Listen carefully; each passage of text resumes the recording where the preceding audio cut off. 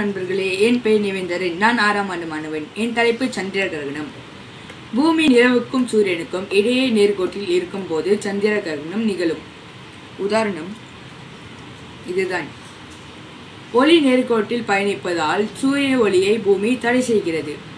ஒளி தடை பெறும் போது பூமியின் நிழல் நேர்கோட்டில் இருக்கும் நிலவின் மீது விழுகிறது. இதைதான் நாம் சந்திர கிரகணம் என்கிறோம். நிலவு பூமியை சுற்றி கொண்டு சூரியனையும் சுற்றுகிறது.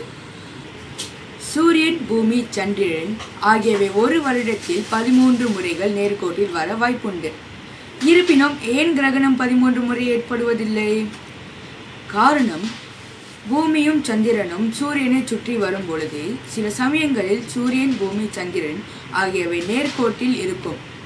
இங்கு காண்பது போல் சூரியன், பூமி, சந்திரன் ஆகிய மூன்றும் நேர்கோட்டில் இருக்கும் போதுதான் சந்திர கிரகணம் நிகழும். மற்றொன்று, சந்திரனுக்கு சுய ஒளி கிடையாது. இது சூரியனின் ஒளியை பிரதிபலிக்கிறது.